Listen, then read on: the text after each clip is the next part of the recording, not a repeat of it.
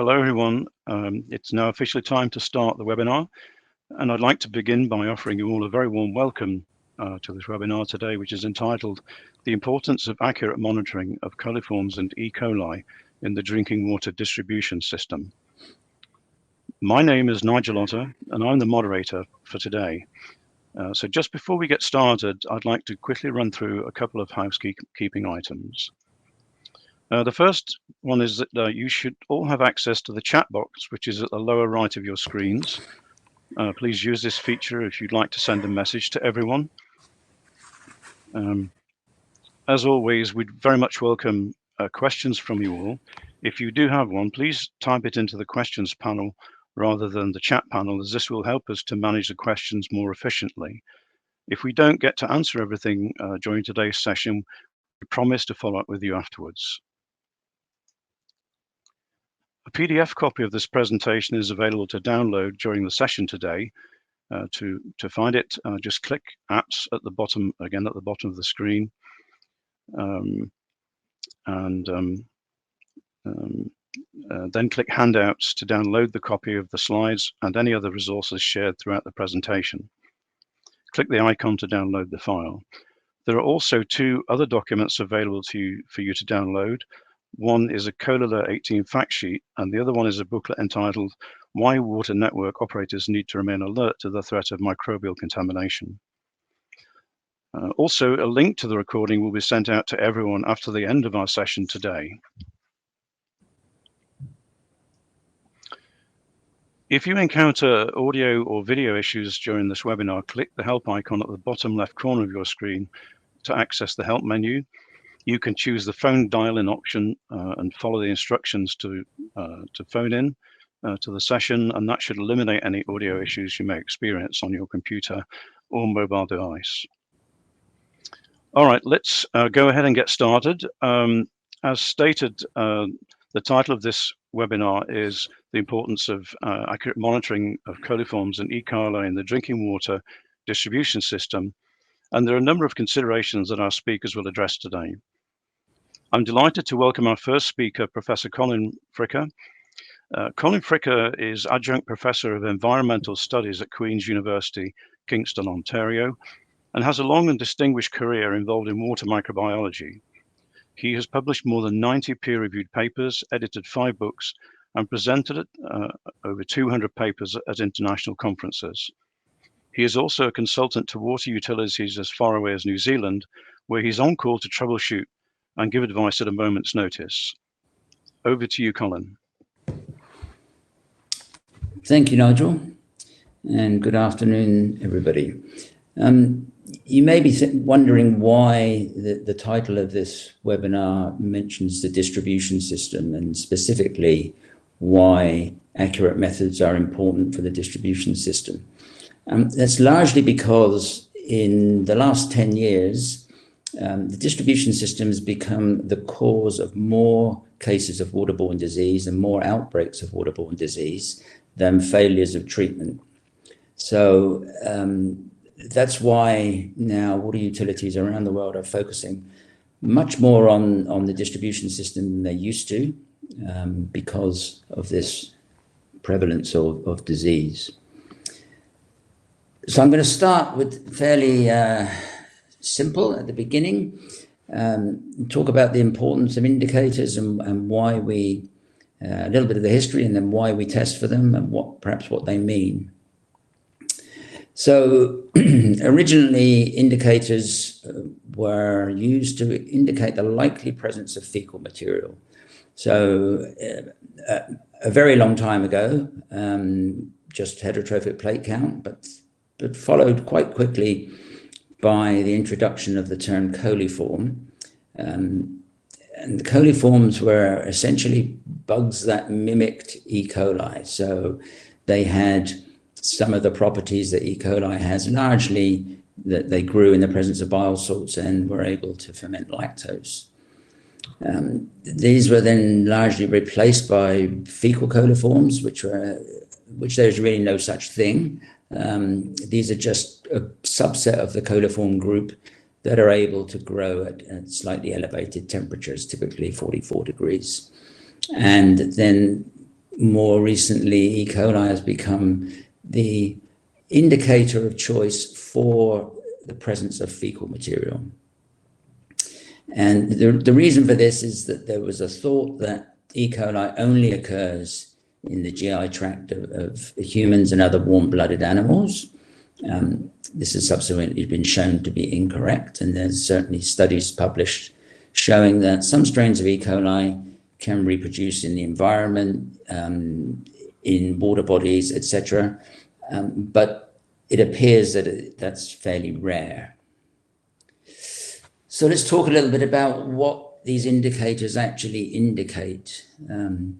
Now, many people have in the recent past dismissed the significance of the total coliform group as indicators, in my opinion, incorrectly. Total coliforms are great indicators for disinfection efficacy, for ingress into the distribution system, and in some situations for biofilm regrowth within the distribution system. So why are they better for these particular situations? Well, the coliform group is a wide group, and some species and some strains within those species are much more resistant to disinfection than, for example, E. coli. For ingress, total coliforms survive in the environment generally much longer than E. coli. They may be associated just with soil being washed into the distribution system, since that's a natural habitat for them. And they readily establish themselves in biofilms and regrowth. E. coli, on the other hand, is an indicator more of the presence of recent fecal contamination. I say recent because they don't tend to survive very long within the aqueous environment, and they indicate the possible presence of pathogens. It really depends on the source of that fecal material. If it happened to be a single septic tank, for example, then the chances of there being pathogens present are much lower than if the source was municipal sewage. And then we have supplementary indicators, the enterococci, which very shortly everybody will be monitoring for in Europe on a routine basis. Clostridium perfringens, which is largely fallen from grace as an indicator, but it indicates fecal contamination, but in the absence of E. coli, it may be old fecal contamination. And some people are still using bacteriophages, just looking at the survival of viruses in the environment. So what are total coliforms? It's a mixed bag of organisms, and the definition is method dependent and is defined by the method. And this is notable because if you look at the definition of coliforms in the food industry versus the definition of coliforms in the water industry, the definitions are quite different because the methods are quite different. So this group is not taxonomically defined, but they were originally defined by McConkie as being similar to what was then known as bacterium coli, grow in the presence of bile salts and produce acid from lactose. That was changed subsequently to include a test for gas production, but which was then subsequently removed because the gas production by different strains within the same species varies. So, for example, there are anaerogenic E. coli and various other species as well. So gas production is no longer deemed to be relevant. More recently, it's become clear that not all coliforms ferment lactose, and the International Standards Organization defines total coliforms as members of the Enterobacteriaceae that produce the enzyme beta-D-galactosidase. And you'll hear me refer to that a little bit during this presentation. So all coliforms that ferment lactose satisfy that definition.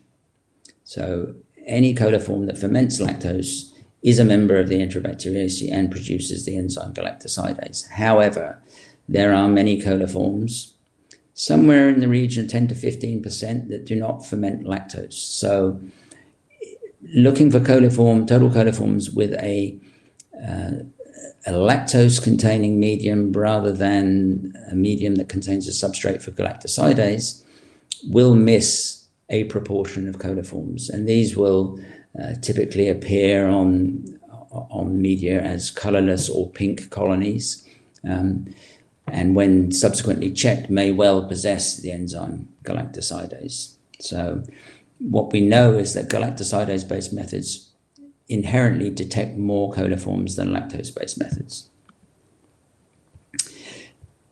And it follows that lactose-based methods can never detect as many coliforms as similar methods based upon galactosidase, just because there's that proportion of those organisms that don't ferment lactose. And why don't they? It's largely down to a lack of a single enzyme, an enzyme called lactose permease, which actively pumps lactose into the cell. So basically, lactose permease permeabilizes the membrane to allow lactose faster entry than by simple diffusion alone. And so these organisms that do not possess that lactose permease will have the enzyme beta-galactosidase, and so they will cleave that, the substrate for that, and these organisms do not form typical colonies on lactose-based membrane filtration methods. So if, however, you were to incubate those membranes for longer, several days, you would actually see fermentation products. So you would see a change to an acid-producing organism, and that's because they are all capable of fermenting lactose, but it's the speed at which they ferment it that separates them. E. coli, so originally defined in water microbiology at least as being able to ferment lactose at 44 degrees with production of acid and gas and produce indole from tryptophan. Not a great definition. It works probably about 85% of the time, but there are E. coli that don't ferment lactose, that don't grow at 44 degrees, they don't produce gas, and not all E. coli produce indole from tryptophan. Conversely, there are other organisms, notably Klebsiella oxytoca, which fulfills all of these criteria. So would lead to false positive results for E. coli. So again, ISO has now created a definition which is that they are members of the Enterobacteriaceae that produce both beta-D galactosidase and beta-D glucuronidase. And the vast majority of E. coli produce both of these enzymes.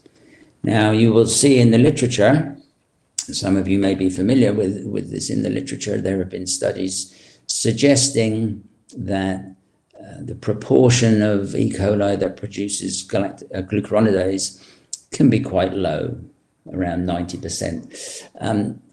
In all of those studies that I've looked at and reviewed, the mechanism for determining whether the organism produces glucuronidase or not has been flawed. And it's important that if you want to detect that glucuronidase activity, that there's not too many other nutrients around. There are a variety of things that can interfere, and I don't have time today to talk about that. But essentially, glucuronidase detection is far simpler when the nutrient content of the medium is relatively sparse. So let's talk a little about choosing the right method, and I'm not here to tell you what is the right method and what's the wrong method, just to tell you about some of the things that perhaps you might consider when you're choosing a method for water quality monitoring. And particularly, as I said, in the distribution system, because that's really where the industry needs to focus now in terms of improving water quality and improving public health. Because make no mistake, there are significant numbers of waterborne disease cases in developed countries in Europe. They're often not noted because they don't always result in outbreaks, and it's only outbreaks really that get noticed. But there are many studies that have shown that there is significant waterborne disease in the community. So, starting with accuracy, it matters for protection of public health. If you're using a method that is not accurate, then clearly the decisions that you make around the results from that method are not going to be sound. So false negatives, which occur, can lead to community illness. So if you use a method and say, yep, we didn't see anything there, when in fact there is something there, then you're not going to act. On the other hand, false positive results are hugely important for utilities because they cause unnecessary expenditure, because you have to respond only to find out subsequently that the positive result you responded to was not in fact an E. coli, or was not in fact a coliform. So quite a bold statement now. Methods must use detection of galactosidase and glucuronidase. You know, if you're not using those methods, you are not using the most sensitive methods that are available. And I would question the rationale for not using methods based on those two enzymes when your concern is coliforms and E. coli. I'm going to talk a little bit about this. The duration of incubation can be critical. That some methods vary quite considerably in the number of positives they give based on the time, and that's something that's addressed in performance characteristics under robustness. And it's important when you're choosing the right method to assess the full validation set. So, you know, if a manufacturer is trying to persuade you to use their method, then ask them for their full validation data set, because it's important that that you look at that and you understand the limitations of the validation data. So I frequently tell students, don't believe everything you read, and I'm a firm believer in that there's a lot of material that's been published that's inaccurate. Either it's been produced using poor experimental design, or it's subsequently been superseded by more information. The same is true for standard methods. So I'm going to talk a little about ISO 9308-1. It was published in 2014 and described a method requiring 21 plus or minus 3 hours incubation. So in other words, an 18-hour minimum incubation period. And that was published as a standard some 8 years ago. And then just a couple of years later, there was an amendment published which said, well, actually, you need to incubate for 24 hours. And there had been publication of some of the performance characteristics of this method, and that raised several questions. So publication was in 2013, and it talked about the specificity and sensitivity, and so which effectively are just false positive and false negative rates. And you can see that those are reasonable sensitivity and specificity figures. They're all above 90%. And it's not, when choosing a method, it's not all about sensitivity and specificity, because sometimes, depending on what the organism is that you're seeking, you may not even be able to reach 80% sensitivity and specificity. But in the scheme of things, as far as methods for total coliforms and E. coli are concerned, greater than 90% is okay. Not fantastic, but okay. When you looked a bit deeper into this paper describing the performance characteristics, it was quite frightening, actually. So for quantification of coliforms, including E. coli, there was an increase of 28.6% between 18 hours and 21 hours, and a further increase of 18.4% between 21 and 24 hours. So it's clear that the method was not an 18-hour test, should never have been published as an 18-hour test. And because this validation data and development of performance characteristics didn't include incubation periods beyond 24 hours, we don't really know whether 24 hours is adequate or not. All we know is that you must incubate for at least 24 hours. So, as I said, it's really standard methods need looking at too. So this incidental increase of E. coli occurred as well between 18 and 21, with a much smaller increase between 21 and 24. So definitely not an 18-hour assay. Possibly 21 hours is okay, but 24 is certainly going to find a few more positives. But no method's perfect, and you should always remember that sensitivity and specificity are related, and in general, the more sensitive a method is, the less specific it is.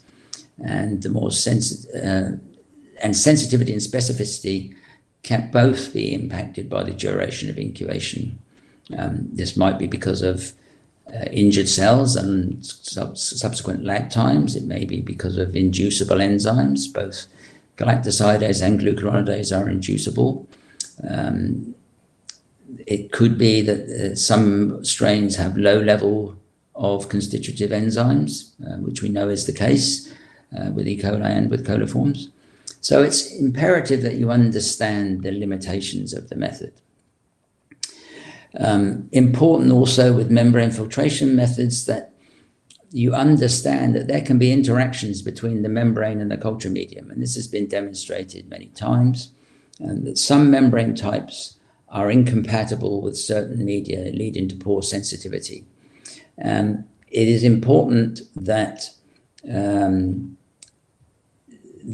you understand that those interactions occur, and so that when you're looking at the method itself, that you do your verification comparing or using matched membranes and media. So it's important that you look at both aspects of that test, and I'll talk a little bit more about that as well.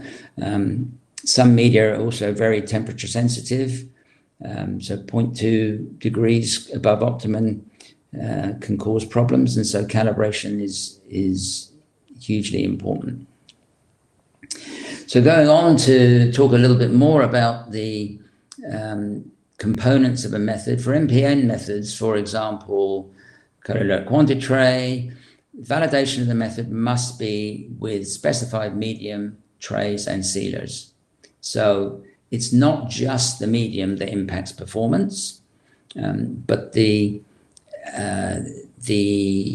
quality and the manufacturer of the quantity trays is hugely important. And it may seem very simple technology, but I can assure you that the technology behind sealing such trays is quite advanced. And because that technology is complex, poor quality trays can lead to problems, especially crosstalk, and sealer performance is also critical. An inconsistent sealing leads to crosstalk. And here's what I mean about crosstalk. You can see here that there's leakage between these wells, and there may not be, you may not see an actual liquid has gone the whole way across, but remember there only needs to be a single organism that manages to get across from one well to another to cause false positive reactions. And this leads to elevated counts. And that's particularly important when you're validating or verifying quantitative methods using this technology. So a little bit about validation and performance characteristics. So all new ISO methods now require that performance characteristics are available for the entire method, but there's no such formal requirement for alternative manufacturers' products, which seems a little crazy to me, since you need to understand how that method that is similar but not the same, how that method is performing, and so you need to, as a user, request the entire validation data package and performance characteristics. And the reason that I say that you should, there should be that full validation and performance characteristics data set for alternative methods, I hope will be demonstrated by some very old data generated many years ago by my laboratory in Scotland. And what we were looking at here was recovering salmonella from media with identical formulations. And we looked at 3 different media, commercially prepared, all with exactly the same formulation.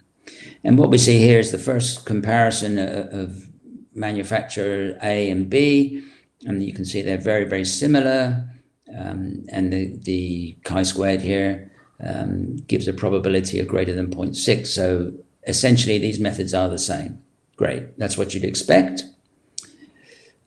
However, when we look at this particular combination, so the manufacturer A and C, what we can see is there's a big difference between these methods.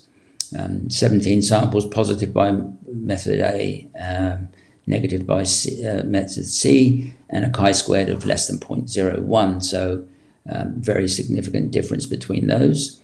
And similarly here, between manufacturer B and manufacturer C, there's a significant difference. So it's important that just because somebody says, well, we've produced a medium with the same formulation, that you understand that it actually may not perform anything like the same.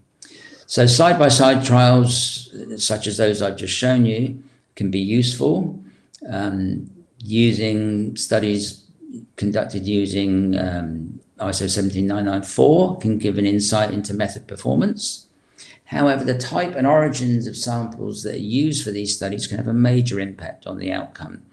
And for drinking water, it's important always, if your routine is to examine drinking water that's disinfected, that for doing side-by-side studies, that disinfected samples are used for those studies. So important to know your method. Don't rely on only on method comparison studies. They're helpful, but not always giving you exact information that you need. The validation and performance characteristics are vital, and you need to study those. It's not the most exciting job in the world, but hugely important when selecting a method. Using MF methods, ensure that medium and filters combinations are optimal. For MPN methods, only use, this is my recommendation, at least you only use medium trays and sealer from the same manufacturer, because that's what's been validated or verified. That's what you'd have performance characteristics for. So swapping media and trays and sealers around from different manufacturers is not a great idea and can almost certainly lead to issues. So in summary then, the tests for coliforms and E. coli in drinking water are critical for protection of public health. Choose the best method and remember that the distribution system is hugely important. As I said, leads to failures in the distribution system, lead to more potable waterborne disease than failures in treatment these days. Choose a robust method with complete validation data sets. So by robust, I mean, if the temperature is not quite right, does it still perform the same? If you leave it an extra hour or two, does it still perform the same? Important that you choose robust methods where you don't have to be absolutely spot on in terms of temperature and time, etc. Study those performance characteristics carefully and beware of issues such as crosstalk with MPN methods, as this increases the number of organisms that are allegedly detective. And this really can cause big problems in validation and verification data sets. So if you've got crosstalk, then you will increase the number of potential, or the number of wells detected as being positive, and may erroneously show that that method is as good or better as the method it's being compared to. And finally, ensure that you have a complete understanding of the limitations of a method. Use confirmations where necessary, when sensitivity and specificity are not really extremely high. And at that point, I shall hand over to Nigel, and he will introduce the next speaker. Thank you, Colin. Thank you very much. That was very interesting. So please, if you have questions for Colin, I can see there are some good questions coming in, or our subsequent speaker, could you please remember to put them in the questions tab, and we will endeavour to answer them at the end of the presentation. Now, our next presenter is Dr. Brewin. Brett is a technical manager with IDEXX Technologies, and he's been active in the field of microbiology for over 2 decades. He has 20 plus years of practical experience in product development and the analysis of water for the presence of fecal indicator organisms and waterborne pathogens. He's worked closely with laboratories, experts, and regulatory bodies around the world, developing new technologies, training analysts, and establishing best practice in order to optimize often complex technical procedures and generate robust methodologies. He received his doctorate in 1998 from the John Innes Centre and the University of East Anglia before joining IDEXX as a research scientist in the same year. So over to you, Brett. Thanks, Nigel, and thanks, Colin, for a very interesting presentation there. Nicely gets things going, really, for me to take a look at validation and verification data. So if we think about method validation, some of you in the audience will probably be old enough to remember it used to be called primary and secondary validation. Since some of the ISO standards have been revised, we now refer to this as method validation and method verification. So what exactly are these? Well, method validation, as Colin's indicated, characterizes the performance of the method itself.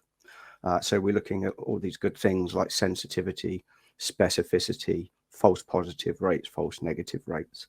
And this is typically done within the water industry according to ISO 13843. But there are other ways of characterizing a method. One case in point is the French Normalization Committee, AFNOR, where they use an accuracy profile, and that's a little bit different, but again, it's looking at the same types of characteristics. And then we move on to method verification, and in this case we're trying to determine the real world performance of that method, importantly within your environment, so in your laboratory, with your analysts, with your equipment. Typically that's done comparatively against a reference method, and the comparison statistically is performed using ISO 17994. Looking at some of those performance characteristics, this standard was revised a few years ago. So again, we're looking at things like sensitivity.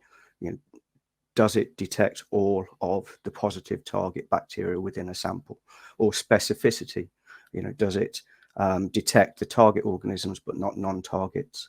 Then we're looking at false positive rates, false negative rates, how selective and efficient the method is. And then a couple of things that have been added more recently are the repeatability and reproducibility of the complete method. Those characteristics weren't quantified prior to 2017, but they are included now, and it's quite important to consider that.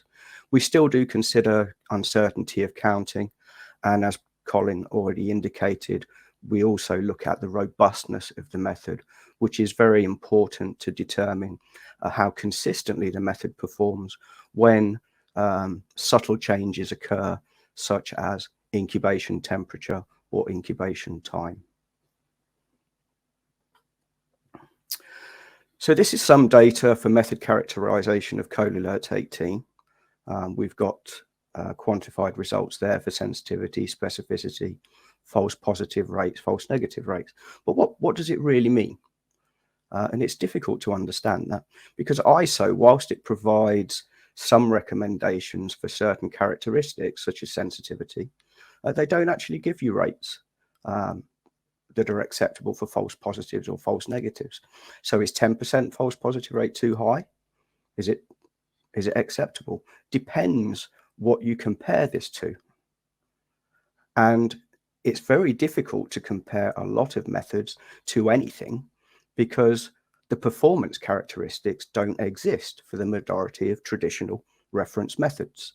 I think the example that Colin gave, chromogenic coliform agar, is the only method other than Colilert 18 for which these data exist. And so we can do a side-by-side comparison in that case. But for comparing other methods, perhaps for other parameters, it's very, very difficult because the data just does not exist. This is again method comparison data for Colilert 18, and this is done as part of a method verification, comparing it to the original ISO 9308-1 method.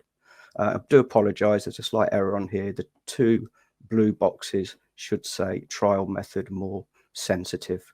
So what it's showing, you're doing a direct comparison of the Colilert 18 method and the ISO reference method using split sample analysis. And once you have enough data, you can use ISO 17994 to statistically compare that data.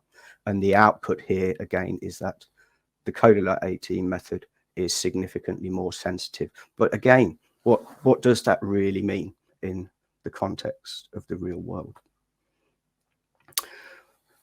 So what does it mean? If we look at our categorical performance characteristics, sensitivity of 99%, 95%, will the method always give the exact same results? The answer is definitely no. The categorical performance characteristics are the results that you might expect reasonably during use in your lab with your sample types, with your analyst, your equipment. It's never going to exactly match. When we look at comparative performance, so a side-by-side comparison of two methods, again, will the method always give these results? And again, the answer is no. Each and every single study that's done, whether it's in your laboratory or another laboratory, is a snapshot.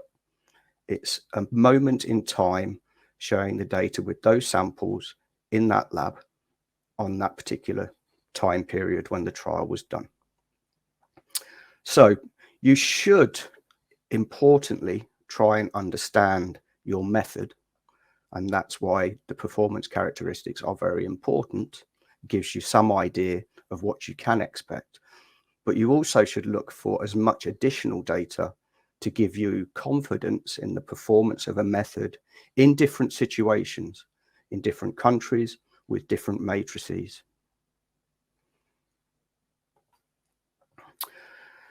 The Colilert 18 method is probably the most studied and scrutinized method for total coliforms, including obviously Escherichia coli. In terms of regulatory recognitions, there are 64 for drinking water, 7 for wastewater, 17 for additional matrices or applications. The number of validations is also quite significant, 9 for drinking water, 5 for wastewater, and 3 for other matrices. The method's been included in many standards, 12 drinking water standards, 1 wastewater standard, and 4 other applications. And then in terms of scientific publications, the list is growing all the time. There are currently 12 for drinking water, 4 for wastewater, and 14 for these other applications.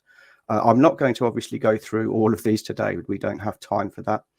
There is a full list with all references to every single publication and recognition that we have. If you're interested in digging deeper into this, please approach IDEXX and we will get that list to you.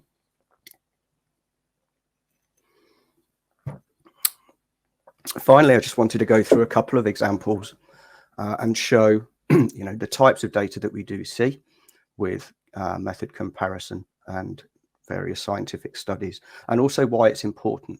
The first one we're looking at is just validating alternative methods for the analysis of drinking water and their application to E. coli. And this is looking at the linearity of a method. So we're looking at how the method performs at low concentration, medium concentration, and high concentration. Why is that important? Well, a lot of methodologies, particularly for coliforms and E. coli, are recommended for samples containing low microbiological content, such as drinking water, you would expect, but also low suspended solids. And the suspended solids are particularly important as it affects pretty much any methodology that uses membrane filtration. Now, if you want to use that method that's assumed appropriate for drinking water with a different, more complex sample makeup, for example, a surface water or a wastewater even, you need to know that the method performance is still linear at that higher concentration. And so here we've looked at the Colilert 18 method, and we can show that method performance is pretty linear throughout the concentration range. Very, very important consideration when you're considering using the same method for multiple sample types, multiple matrices. In our second example here, we're looking at surface water, and this is a comparison of a number of commercially available methods used for the detection of coliforms and E. coli. And we have 5 different methods here: Colilert 18, Colilert ColiSure, ReadyCult, and ColiTag. And it's looking at false positive rates. So if we look at the top end of the table, the Colilert 18 methodology is giving a very, very high confirmation rate, above 99%. And that's what we actually saw with our categorical performance characteristics. So the real trial data, the side-by-side comparison data, is backing up what we saw with our categorical performance data. If we go down to the other end of the table with some additional methods that are deemed to be very, very similar to the Colilert 18 method, the confirmation rate is much, much lower, around 50%. And interestingly, we cannot compare these data to categorical performance characteristics because they don't exist for some of these methods. False positive rates obviously can differ very significantly, particularly in matrices where you might expect some false positives to occur from the presence of, for example, Aeromonas. Our third example is non-disinfected water. And I do believe actually this is actually Colilert rather than Colilert 18, but it does point out a significant challenge. And the author actually said it's a challenge to analyze non-disinfected waters since the level of background growth can vary greatly. And it's important to use a suitable culture media for non-disinfected water that is sufficiently selective. So again, we do need that high level of sensitivity, But in this case, we need a very high level of selectivity as well to prevent the growth of those non-target organisms. Level of sensitivity for drinking water must be balanced with a high degree of selectivity and specificity, particularly when you're analysing more complex matrices such as surface waters or waste waters. Not all methods are geared up to testing all of these multiple matrices, and you need to look and dig into the data that's available to you to determine whether it's a suitable method. And finally, our last example, this is looking at false negative glucuronidase reactions when we're comparing enzymatic methods with lactose-based methods. And we can see there, out of around 250 E. coli isolates, Chromacult Colilert had a very low percentage of negative cultures because they're actually looking for the presence of that enzyme. Whereas on some of the more lactose-based mediums, we've got nearly a 30% recovery of negative cultures. So cultures that were deemed to be E. coli, which are actually not E. coli. So again, you need to understand what your methods are looking for, and lactose-based methods will never match enzymatic methods. And finally, in summary, and again, this is reiterating a lot of what Colin previously said, know your method, understand the methods-based definition of the target group of bacteria, understand the limitations of your methodology, understand that categorical performance characteristics are only examples of what you might expect, and you need to dig a little bit more into the comparative data that's available, but also understand that each and every one of those studies is only a snapshot of performance, and it will never be exactly repeated. Finally, and ultimately, the more data that you have, the more confidence you will have in your method. And I thank you for your attention, and back to Nigel. Thank you very much, Brett. Well, so that concludes the presentations from our speakers. Excellent insights, everyone. Thank you. We do have a few questions coming in. One that I've just seen from someone called Arlene Eagleson, one for Colin, perhaps. If the ingredients of the media from different suppliers are identical, what else could be affecting their performance? Thanks, Nigel. The issue is that the media, the components are not identical. So, for example, peptone from one source is not the same as peptone from another source. And similarly for detergents, they can differ. The purity of the substrates can differ.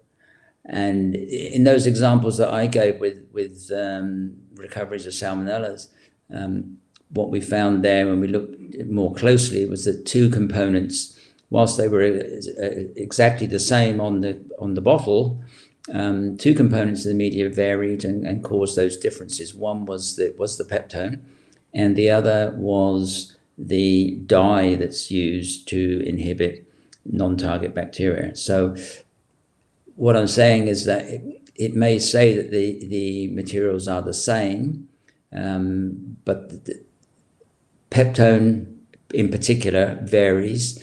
And even things like manufacture, the way that components are dispersed. So, you have a powder with tiny amounts of detergent in, for example, is that powder evenly dispersed so that you get the same amount of detergent in each plate or in each well or whatever it might be? So those are the reasons why you need to look at it, because there are subtle differences between components which are not highlighted on the ingredients list. Okay, thank you, Colin. A question from Professor Maria Figueres from the University of Rovira. Thank you, Dr. Fricker, for the excellent presentation. I believe that the managers of drinking water distribution system require continuous online monitoring. Could you please tell us what is available? Yeah, not very much, unfortunately. There are some sensors available in distribution systems, looking at things such as chlorine concentration, temperature, but there's really nothing there nothing available yet, and not likely to be in the foreseeable future, that will detect microbes. So in a distribution system, chlorine sensors are probably the most useful, assuming the system is disinfected. But one of the further issue is how many of those sensors do you have in a system, and where do you put them? So typically now they might be sited at the outlet of a service reservoir, for example, or actually in the reservoir. But real-time monitoring is still a long way to go in terms of looking after distribution systems. It's improving, but it's very slow. Thank you, Colin. Another question, is ingress a big problem in the drinking water network? Yeah, without doubt. So there have been several outbreaks of disease that have clearly been caused by ingress.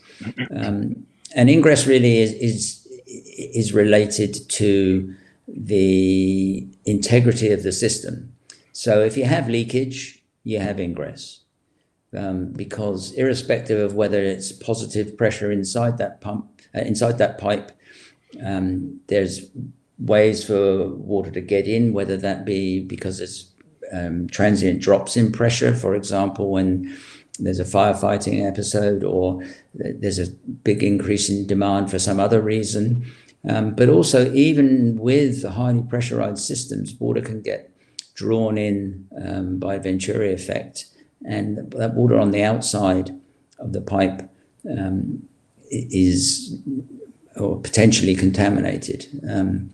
And I can think of one situation many years ago in Scotland, where there was a cryptosporidium outbreak, which was eventually identified as coming from ingress from a pasture. Thank you. A question coming in from Randy Wesso. My analysts have brought in samples where a distinctive smell of chlorine is detected, and we've found traces of E. coli. The question is, do excessive levels of chlorination interfere with the detection of E. coli?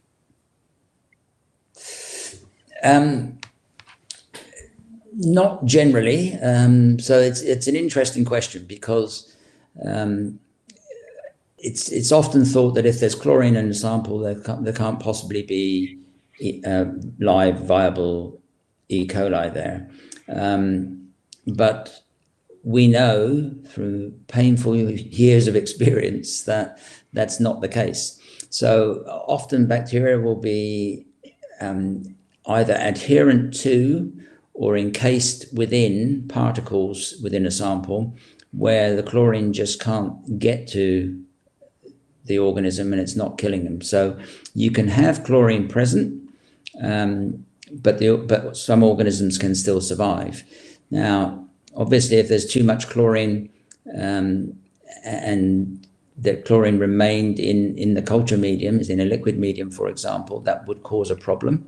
But in general, with typical levels of chlorine, even in levels that you might experience in swimming pools, if you add those, for example, to ColiAlert, that chlorine is used up immediately because of the organic materials that are present in the medium. So chlorine shouldn't really interfere. Now, of course, samples should be neutralized when they're taken. So you should always, with a disinfected sample, you should always take those samples into a container containing a neutralizing agent such as sodium thiosulfate or sodium metabisulfite, something of that nature. Thank you, Colin. One last question for you. Would you expect, question from Marianne Nolan, would you expect any variation in the results of a refrigerated and non-refrigerated water sample? Much depends on temperature of the non-refrigerated, also on the nutrient content in that water. So you can see differences, and interestingly, differences both ways. So, for example, in a non-refrigerated sample, you might be less likely to detect E. coli than in a refrigerated sample. E. coli, most strains at least, will die off in the presence of other organisms if they are attempting to grow. So refrigeration is definitely better from that perspective. In terms of total coliforms, if you don't refrigerate, it may be that you'll see an increase in the number of total coliforms over what you would have seen in a refrigerated sample. And then one final question for Brett. How important are EQA or PT schemes in determining the performance of a method? Well, it might be a bit of contentious to say, but in short, I don't think they are. Their EQA schemes are extremely important to determine the continued competency of the analyst, the equipment, the laboratory. But I would never typically use them to determine the actual performance of a method.